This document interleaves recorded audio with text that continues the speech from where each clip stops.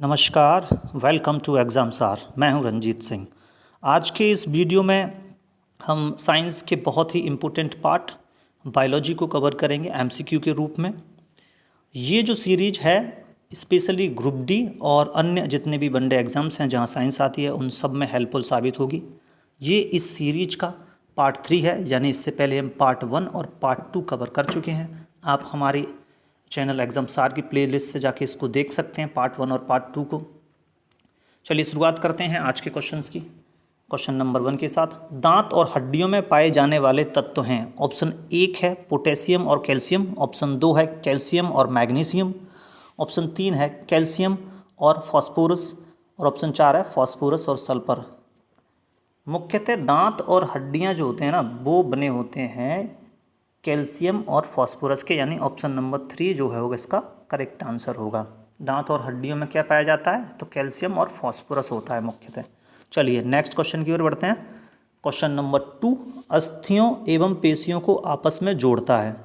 Option 1 है ligament, option 2 है tendon, option 3 है उपास्थि, ऑप्शन 4 है इनमें से कोई नहीं। तो अस्थियों और पेशियों को जोड़ता है टेंडन।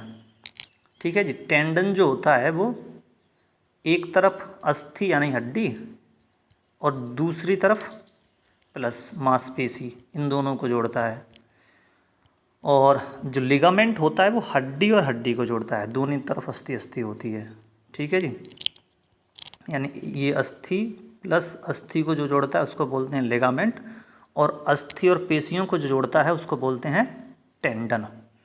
चलिए नेक्स्ट क्वेश्चन की ओर बढ़ते हैं। क्वेश्चन नंबर 3, कौन सा एंजाइम मुख में स्टार्च का पाचन करता है। ऑप्शन 1 है टाइलिन, ऑप्शन 2 है पेप्सिन, ऑप्शन 3 है लाइपेज, ऑप्शन 4 है इनमें से कोई नहीं। तो मुख में स्टार्च का पाचन कौन सा एंजाइम करता है, तो ये करता है टाइलिन। टाइलिन कहाँ होता है, तो ये मुख में जो लार ग्रंथि होती हैं वहाँ से ये निकलता है और ये स्टार्च को बचाता है। तो स्टार्च को क्या करता है कि ये स्टार्च को सिंपलर शुगर्स में यानी सरल शर्करा में तोड़ देता है। और सरल शर्करा क्या, तो माल्टोज में तोड़ता है। यानी ये भी पूछा जाए आपसे तो स्टार्च को क्या में तोड़ता है, तो ये माल्टोज में तोड़ देता है, जो कि एक सरल शर्करा है। तो टाइलिन मुख में स्टार्च का पाचन करता है, तो इसका करेक्ट आंसर जो है वो ऑप्शन नंबर 1 होगा। चलिए नेक्स्ट क्वेश्चन की ओर बढ़ते हैं। क्वेश्चन नंबर 4, पेस मेकर का संबंध किससे है। ऑप्शन 1 है हृदय, ऑप्शन 2 है फेफड़े, ऑप्शन 3 है मस्तिष्क, ऑप्शन 4 है यकृत। तो पेस मेकर का संबंध है हृदय से यानी हार्ट से। ऑप्शन नंबर 1 जो है इसका करेक्ट आंसर होगा। जब किसी का हार्ट किसी पेशेंट का ठीक से काम नहीं कर रहा होता तो फिर उसके हार्ट में एक पेस मेकर इंजर्ट कर दिया जाता है। इंजर्ट मतलब उसमें लगा दिया जाता है, जिससे उसका हार्ट ठीक से बीट करता रहता है, यानी बीट कराने के लिए इसको लगाया जाता है। तो पेस मेकर का संबंध जो है वो हार्ट से होगा। चलिए नेक्स्ट क्वेश्चन की ओर बढ़ते हैं। क्वेश्चन नंबर 5, रुधिर दाब किस यंत्र से मापा जाता है। ऑप्शन 1 है ईसीजी, ऑप्शन 2 है स्टेथोस्कोप, ऑप्शन 3 है स्फैग्मोमैनोमीटर, ऑप्शन 4 है थर्मामीटर। तो रुधिर दाब यानी ब्लड प्रेशर कैसे मापा जाता है, तो ये मापा जाता है स्फैग्मोमैनोमीटर से। ठीक है जी। तो स्फैग्मोमैनोमीटर एक ऐसा यंत्र है जिससे बीपी मापा जाता है। ये कई बार पूछा जाता है, आपको याद रखना है। स्टेथोस्कोप आपने देखा होगा, डॉक्टर कान में दो तरफ लगा के एक गोल सी हिस्से को आपके शरीर पर रख के देखता है, तो वो शरीर के अंदर की इससे साउंड सुनता है, यानी लंग्स की, यानी फेफड़े आपके अगर ज़्यादा तो आवाज़ नहीं तेज़ी से तो आप सांस नहीं ले रहे हैं, और हार्ट की इससे साउंड सुनता है स्टेथोस्कोप से डॉक्टर।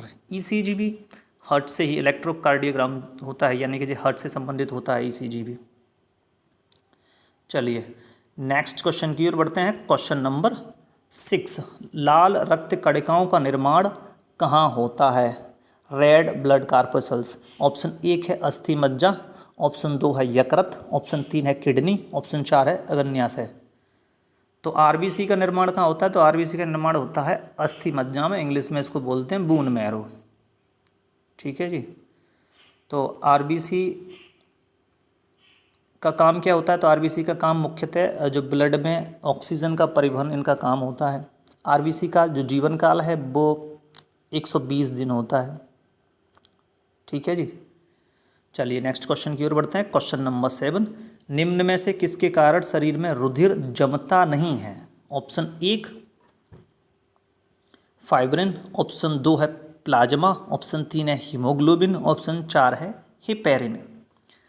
तो ब्लड में रुधिर जमता क्यों नहीं है? तो इसका कारण जो है एक प्रोटीन होती है और इस प्रोटीन का नाम है हेपेरिन। ठीक है जी, हेपेरिन की वजह से जो ब्लड है वो कैपिलरीज में जमता नहीं है। तो ये इस प्रोटीन का आपको नाम रखना है, याद रखना है, ये है हेपेरिन।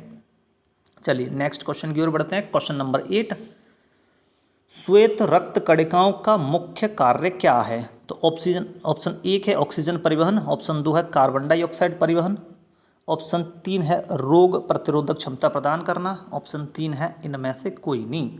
यानी WBC का क्या है? वाइट ब्लड कॉर्पस्कल्स का मुख्य कार्य क्या होता है? तो इनका मुख्य कार्य होता है रोगों से लड़ने की क्षमता प्रदान करना। अगर WBC की संख्या कम हो जाती है तो छोटी से छोटी बीमारी भी नासूर बन जाती है। यानी कि जो WBC हैं वो रोगों से लड़ने की क्षमता प्रदान कराती हैं।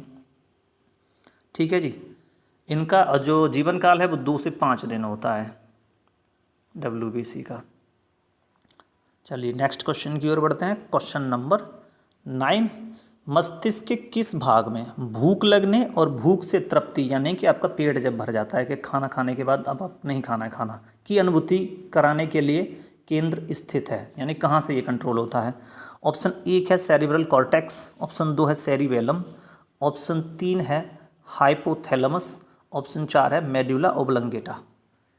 तो मस्तिष्क के किस भाग से भूख और प्यास और अब खाना खाने के बाद अब आपको नहीं खाना, ये कहाँ से महसूस होता है? तो ये होता है हाइपोथैलेमस से।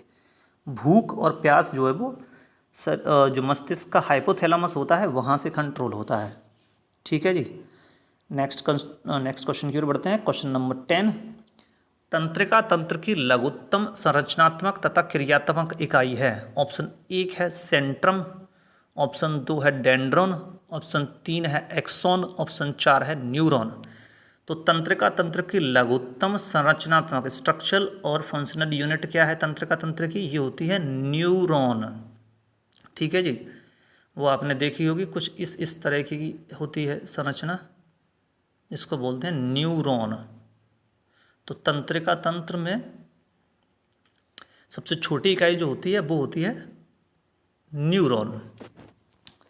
चलिए नेक्स्ट क्वेश्चन की ओर बढ़ते हैं। क्वेश्चन नंबर 11, किडनी की कार्यात्मक इकाई क्या है? सबसे छोटी है ना। ऑप्शन 1 है धमनी, ऑप्शन 2 सिरा, ऑप्शन 3 नेफ्रॉन, ऑप्शन 4 न्यूरॉन। तो किडनी की मूल कार्यात्मक या संरचनात्मक जो इकाई होती है ये होती है नेफ्रॉन। अब यहाँ आपको कन्फ्यूजन नहीं होना चाहिए, तंत्रिका तंत्र की जो संरचनात्मक और क्रियात्मक इकाई है वो न्यूरॉन होती है और किडनी की नेफ्रॉन होती है। ठीक है, चलिए नेक्स्ट क्वेश्चन की ओर बढ़ते हैं। क्वेश्चन नंबर 12, मनुष्य के मेरुदंड से कितनी जोड़ी तंत्रिका निकलती हैं? ऑप्शन 1 है 12, ऑप्शन 2 है 15, ऑप्शन 3 है 31, ऑप्शन 4 है 34। जो आपकी रीढ़ की हड्डी होती है ये, उससे अब कई बार समझते हैं कि ये बहुत लंबी है तो इसमें कई सारे जॉइंट्स होते हैं। ठीक है जी, तो मनुष्य की मेरुदंड में कितनी जोड़ी तंत्रिकाएं हर हिस्से से यानी जॉइंट से निकलती हैं? तो ये होती है 31 जोड़ी निकलती हैं। और मेरुदंड जो होता है यानी स्पाइनल कॉर्ड, रीढ़ की हड्डी, ये प्रतिवर्ती क्रियाओं का सेंटर भी होता है, यानी प्रतिवर्ती क्रियाएं भी यहीं से कंट्रोल होती हैं। ठीक है जी, चलिए नेक्स्ट क्वेश्चन की ओर बढ़ते हैं। क्वेश्चन नंबर 13, मूत्र का पीला रंग किसकी मौजूदगी के कारण होता है? ये एक वर्णक होता है यानी पिगमेंट होता है। ऑप्शन 1 है पित्त, ऑप्शन 2 है लसीका, ऑप्शन 3 है हीमोग्लोबिन, ऑप्शन 4 है यूरोक्रोम। तो जो यूरिन का पीला रंग है यानी मूत्र का जो पीला रंग होता है ये यूरोक्रोम के कारण होता है। ये एक पिगमेंट होता है जिसके कारण मूत्र का रंग पीला होता है। तो ऑप्शन नंबर 4 जो है इसका होगा करेक्ट आंसर। क्वेश्चन नंबर 14, प्रथम परखनली शिशु का क्या नाम था? ये एक तरीके का फैक्चुअल क्वेश्चन है। इस तरीके के सवाल भी कभी कभी परीक्षाओं में पूछ लिए जाते हैं। ऑप्शन 1 है आस्था, ऑप्शन 2 है इंदिरा, ऑप्शन 3 है डॉली, ऑप्शन 4 है लुइस। परखनली शिशु का मतलब ये कि पहला टेस्ट ट्यूब बेबी का नाम क्या था? तो पहले टेस्ट ट्यूब बेबी का नाम था लुइस। ये आपको याद रखना है।